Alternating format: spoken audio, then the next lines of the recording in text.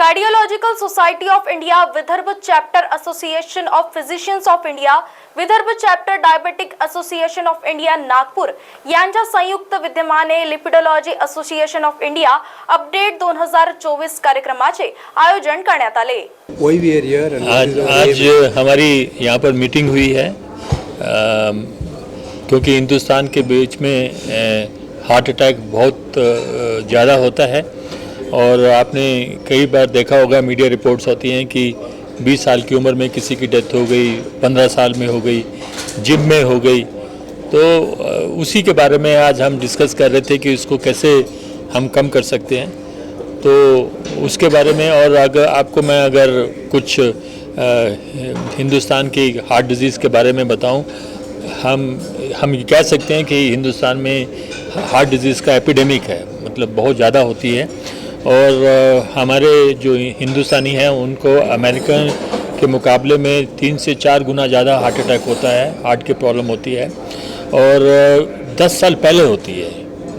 और अनफॉर्चुनेटली उसके साथ डेथ रेट भी बहुत हाई होता है, मतलब जिसको हार्ट अटैक हुआ, हिंदुस्तानी को हुआ वर्सेस एक अमेरिकन हुआ, तो हिंदुस्तानी का उसमें डेथ होने के चांसेस और कॉम्प्लिकेशन होने के चांसेस ज़्यादा हैं एज़ कम्पेयर टू अमेरिकन और यूरोपियन। तो आज हमने ये डिस्कस किया कि जो अमेरिकन और यूरोपियन गाइडलाइंस हैं वो हिंदुस्तानी पेशेंट्स के लिए ठीक हैं या नहीं हैं। तो उसके बारे में हमारी डिस्कशन हुई और हमने बताया कि लिपिड एसोसिएशन ऑफ इंडिया ने लिपिड गाइडलाइंस 2016 में निकाली थी, उसके बाद उसको अपडेट किया 2020 में, फिर 2023 में। तो उसमें हमने ये बताया कि हिंदुस्तान में जो टारगेट्स होते हैं, जब भी आप एक मरीज़ को ट्रीट करते हो तो एलडीएल कोलेस्ट्रॉल टारगेट होता है, नॉन एचडीएल कोलेस्ट्रॉल टारगेट होता है, वो अमेरिकन और यूरोपियन से कम रखने चाहिए, क्योंकि हमारा जो बेसलाइन एलडीएल कोलेस्ट्रॉल है अमेरिकन और यूरोपियन के मुकाबले में 8 से 10 मिलीग्राम कम होता है। तो इसलिए हम उसको जब इलाज करते हैं तो उसका टारगेट भी नीचे होना चाहिए। और ये एक रीज़न है कि क्योंकि हम अमेरिकन और यूरोपियन गाइडलाइंस को फॉलो करते हैं, वो बहुत अच्छी गाइडलाइंस है और हम उसके बारे में नहीं कह रहे हैं, क्योंकि अमेरिकन गाइडलाइंस के अच्छा होने का ये क्लू है कि अमेरिका में हार्ट अटैक कम हो गया, हार्ट अटैक से रिलेटेड डेथ कम हो गई। यूरोपियन गाइडलाइंस बहुत अच्छी हैं क्योंकि यूरोपियन ने उनको फॉलो किया, उसमें हार्ट अटैक कम हुआ, 50% कम हुआ, लेकिन हमारे यहाँ 41% बढ़ गया। तो ये एक बड़ा ऐसा इशू था कि क्यों बढ़ रहा है। तो इसके लिए हमने काफ़ी डिस्कशन किया और ये हमने कंक्लूजन में हुआ कि हमारे जो एलएआई की रिकमेंडेशन है उसको स्ट्रिक्टली फॉलो करना चाहिए, पहली बात है। दूसरा, हमने ये डिस्कस किया कि इसको प्रिवेंट करना चाहिए। हमारा ऑब्जेक्टिव होना चाहिए कि हम इसको हार्ट अटैक को रोकें ताकि ये हो ही ना उसको। और उसके लिए भी हमने ये डिस्कस किया कि क्या हमको इन्वेस्टिगेशन करनी चाहिए, जांच करनी चाहिए, जिससे हमको बीमारी शुरुआत में ही पता लग जाए, इससे पहले कि वो कुछ कॉम्प्लिकेशन करे, कुछ नुकसान पहुँचाए। तो अगर हम उसको शुरुआत में ही पकड़ लें, मतलब शुरुआत में पकड़ने का मतलब है कि अगर हमको दिल की नाड़ियों में कोलेस्ट्रॉल डिपॉजिट होने का एविडेंस मिल जाता है कि उसमें वो चर्बी जमी हुई है, गर्दन की नाड़ी में चर्बी जमी हुई है, पैरों की नाड़ियों में चर्बी जमी हुई है, तो हमको एक क्लू हो जाता है कि हमको बीमारी है।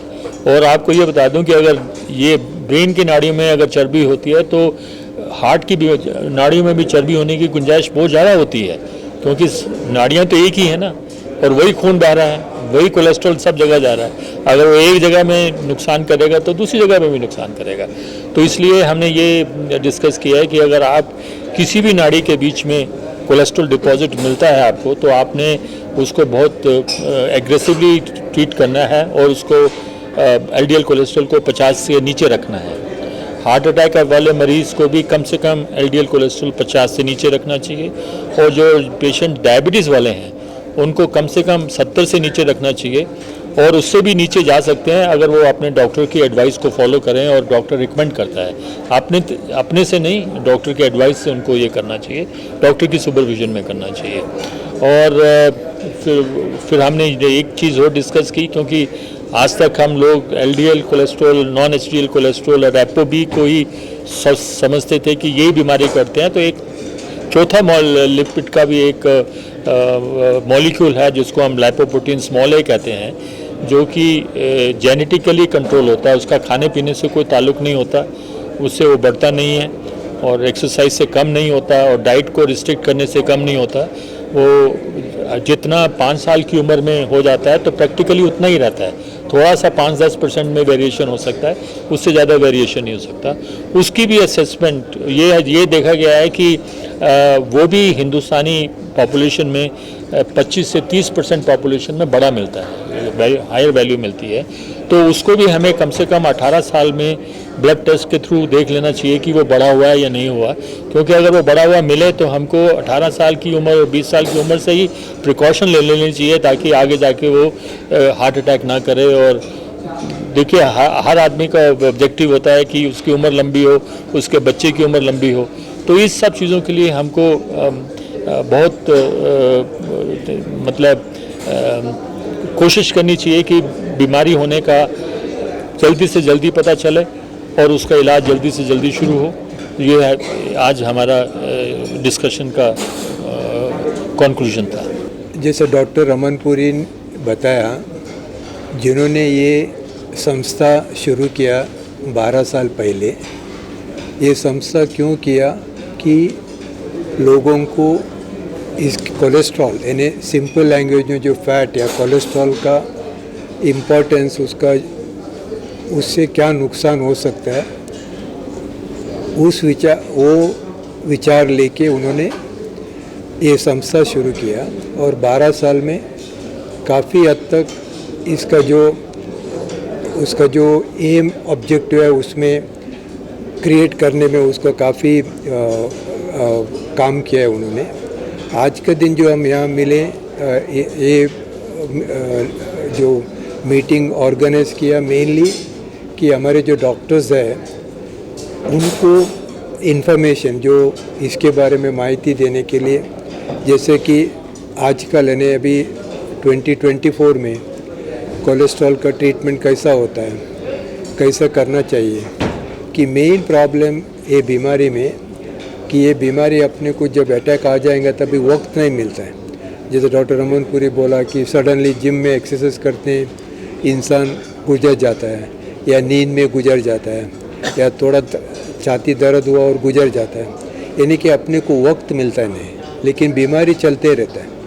काफ़ी मरीजों को ये मालूम नहीं है कि बीमारी है कि नहीं, तो कैसा पता लगना चाहिए। खून का चेकअप करेंगे तो कोलेस्ट्रॉल लेवल कितना है मालूम पड़ेंगे, वैसे ब्लड प्रेशर चेक करेंगे तो मालूम पड़ेंगे, डायबिटीज़ एक खून का चेक करेंगे तो मालूम पड़ेंगे। 2-3 चीज़ हम लोग बहुत छोटे उम्र से करेंगे तो अच्छा है। जैसे समझो अगर अपने को कोलेस्ट्रॉल का बीमारी 20 साल या 25 साल में है, लेकिन अपने को मालूम नहीं है, हम सोचते हैं हम लोग को कोई तकलीफ़ नहीं है, तो कैसा होगा। काफ़ी इंसान लोगों ये तीनों बीमारी में कोलेस्ट्रॉल, डायबिटीज़, ब्लड प्रेशर तकलीफ़ नहीं देता है, एक दिन सडनली अटैक होता है तभी मालूम पड़ता है। तो इसको कैसा रोकना है, ये मेन कोलेस्ट्रॉल एक विचार जो है जो हम लोग ने ये आज डिस्कस किया। और उसी हिसाब से डॉक्टर रमनपुरी पूरे देश में नहीं, अंतर्राष्ट्रीय मठ में अलग अलग जगह में जाके लेक्चर देते हैं।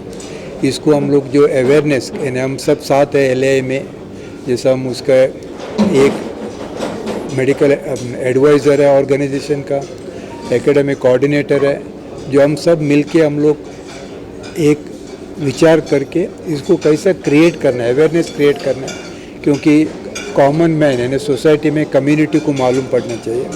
वैसे जो डॉक्टर उसका इलाज करते हैं उनको भी ये नॉलेज मालूम पड़ना चाहिए।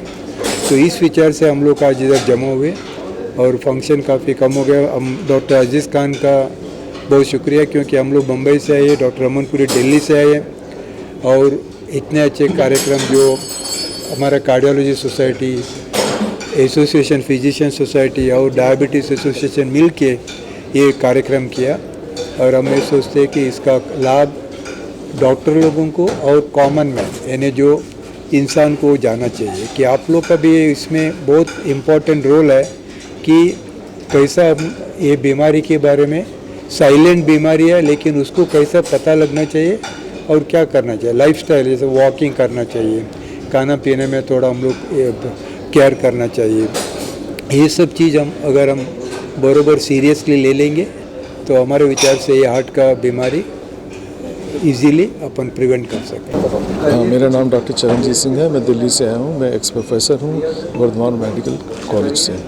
आज हमने इस मीटिंग में एक्सरसाइज का क्या महत्व है इसके बारे में हमने बहुत चर्चा की और सब डॉक्टरों का और सब एक्सपर्ट्स का ये मानना था कि हमारा एक्सरसाइज का दिल की बीमारियों के बचाव के लिए इसमें बहुत ही ज़्यादा महत्व है।